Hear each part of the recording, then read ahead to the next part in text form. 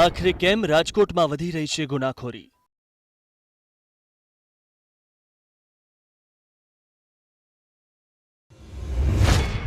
કેમ કાયદા કાનૂનની કરાઈ રહી છે એસી તેસી? કેમ રાજકોટ બની રહ્યું છે અવારનવાર રક્તરંજિત?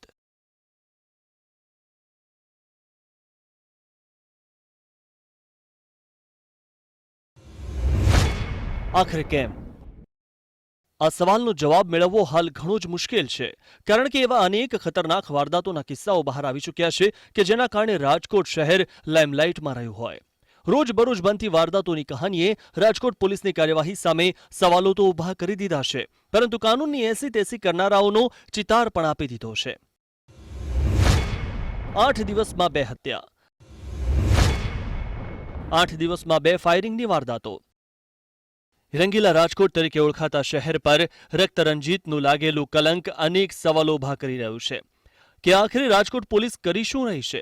માથાભારે આરોપીઓ અને કેસ ઉકેલાય ત્યારબાદ આરોપીઓનું સરઘસ કાઢનારી રાજકોટ પોલીસની ધાક અપરાધિક માનસિકતા ધરાવતા વ્યક્તિઓના મનમાંથી વિસરાઈ ગઈ હોય તેમ લાગી રહ્યું છે. આ વખતે રાજકોટની હેડ પોસ્ટ ઓફિસમાં કરી દેવામાં આવી ચોકીદારની કરપીણ હત્યા.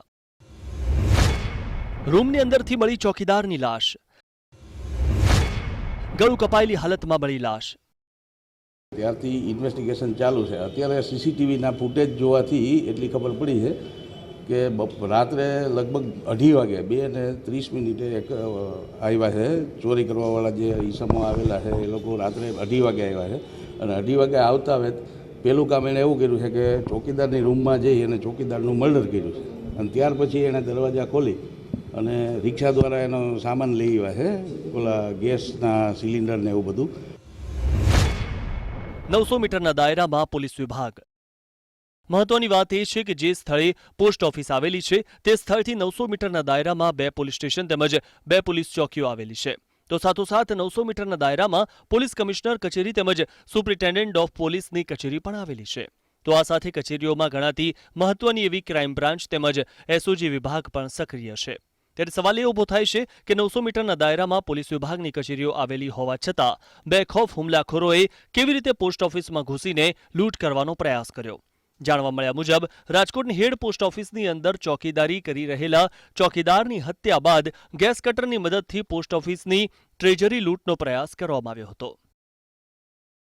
તેમને ગળાના ભાગે કોઈ ઈસમોએ તીક્ષ્ણ હથિયારના ઘા મારીને હત્યા કરેલ છે અને ત્યારબાદ જે છે આખા પોસ્ટ ઓફિસની અંદર જે તાળા તોડી ગેસ કટરથી અને ચોરીના પ્રયાસ કરેલ છે, પરંતુ એ પ્રયાસ નિષ્ફળ કરેલ છે.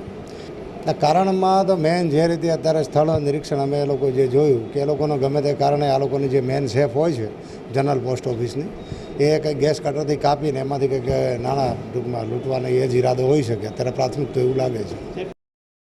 સમગ્ર મામલે પોલીસે ચોકીદારની લાશને પોસ્ટમોર્ટમ માટે મોકલી આપી છે અને ડોગ સ્કોડ તથા એફએસએલ અધિકારીઓની મદદ લીધી છે. ત્યારે નજર કરીએ એ વારદાતો પર કે જેણે છેલ્લા 10 દિવસમાં રાજકોટ પોલીસની કાર્યશૈલીના લીરે લીરા ઉડાડી દીધા.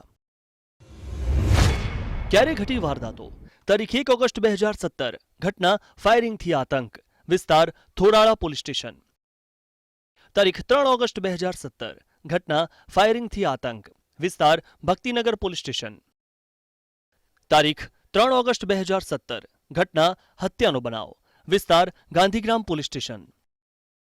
તારીખ 9 ઓગસ્ટ 2017. ઘટના હત્યાનો બનાવ, વિસ્તાર એ ડિવિઝન પોલીસ સ્ટેશન.